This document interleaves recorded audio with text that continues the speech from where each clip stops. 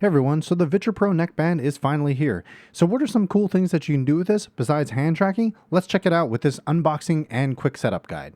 Oh, and stick around because I've got a couple of quick tips for you too.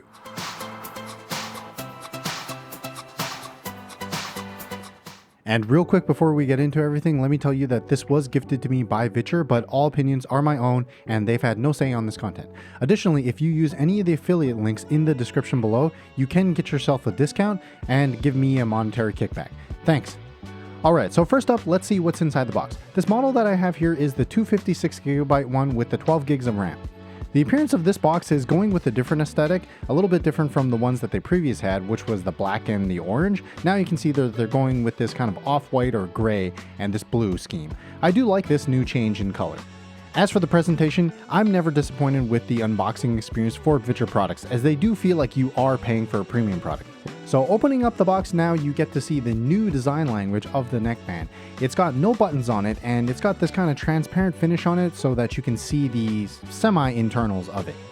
Finally, getting inside the box, we can see that this design language is an all-black finish with a pretty reflective surface, so if you don't like smudges, they might show up a little bit if you're under the certain light conditions. So underneath the neckband itself, of course, we have the inserts for manuals, but I'll be honest, I don't really read these just because it's way too wordy. If I really want the information though, I know I can check it out on the Viture Academy on their website. Now, also included in the box is a USB-C to USB-C cable. Unfortunately, it's not that long and it's not braided, but gets the job done.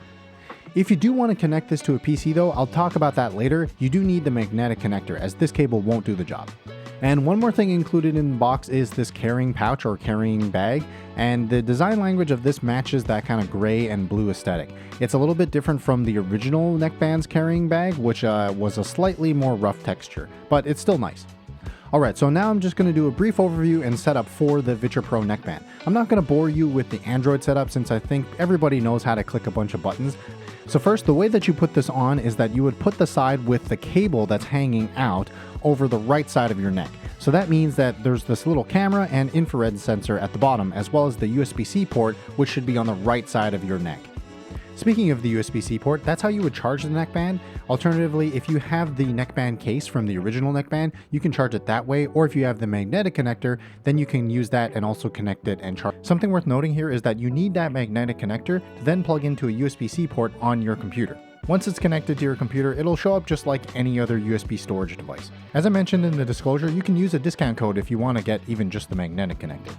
Now on the other side or the left side of the neckband, there will be 4 primary buttons. The button with one line at the top, that's your power button, the volume rocker buttons, and then the bottom button, which is for resizing and also your menu button.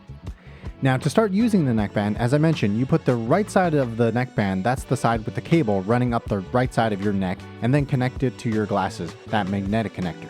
Then you hold that button, the one with one line, on the left side of the neckband. Then the neckband will vibrate, and then it will, in the lenses, show you a prompt, which unfortunately I can't show you because I've already done the setup process, but it'll prompt you to download from the App Store or the Google Play Store the neckband app. Once you've downloaded that and then gone through the setup process, you'll now be able to use that app on your phone as a kind of remote. Alternatively, you can also use an Android controller like the Viture 8BitDo controller as a form of navigation. Okay, let me go over navigation of the neckband real quick here. Using the phone's app, you can use it as a trackpad, a D-pad, or even as a remote, sort of like a TV remote, and that's listed as the laser mode. If your Bluetooth is off or you're having connection issues, it might not show as it's connected in the top left over here.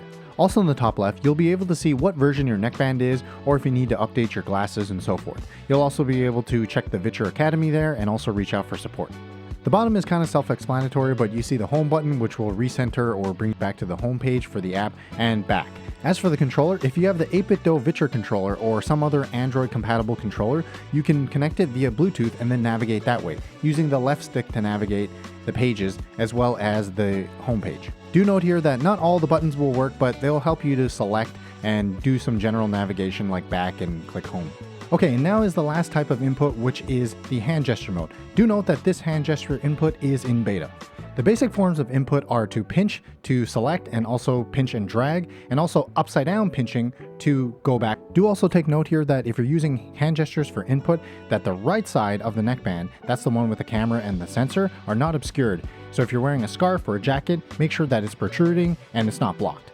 Depending on the positioning of the neckband around your neck and what the camera is facing, that's where navigation might get a little bit tricky. Do note here that you can use your left hand or right hand, but the cursor will still show up as your right hand.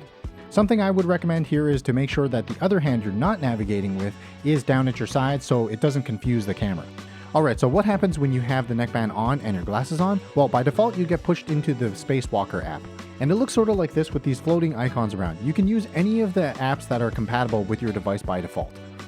Now if you press that bottom button, the one with 2 lines, that brings up your menu button and it shows you how to change modes like smooth follow as well as multi-screen and 3DoF.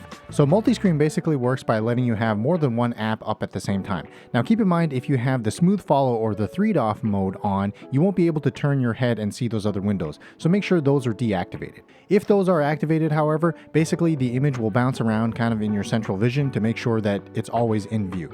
Now the resize function is kind of obvious, but do note that if you make the screen larger than 100% or 0% as it is here in the menu, you won't be able to see the entire image, as in some of it will be cut off because the FOV of the glasses is limited to your central vision. Still, this can be useful if you're focusing on one part of an image or need some eye relief. The home button here is self-explanatory, but then the button all the way to the right is an interesting one because that pushes you into Android mode, and all kinds of interesting things can happen in Android mode. Unfortunately, I couldn't capture the spacewalker mode while connected to a monitor, but I can do that here with Android mode. You can see now in Android mode, basically I've turned the neckband into a sort of portable Google TV. Now I won't spend too much time on this because it's basically your traditional Android environment, but I'll mention a couple of apps that I do recommend. So other than the obvious for streaming like Disney Plus and YouTube, I also like to use Plex for home streaming, and they do have live TV for free as well. There's also MB and Jellyfin if you have your own home server. And of course, if you're going to do some kind of game streaming, you probably want to try out Steam Link as well as PX Play, which is the unofficial PS5 remote play app. And while we're on the topic of game streaming, let me mention here that the controller input kind of gets hijacked a little bit here. I have reached out to Viture and hopefully they have a solution for me, because I am excited to show you off what the capabilities are of this Pro neckband. It's actually quite the powerhouse. And here's a demonstration of just some of the things that it can do for emulation. But in order to see more, you're going to have to wait for the full review or a comparison with the original neckband, so make sure you slap the like and subscribe buttons to see that.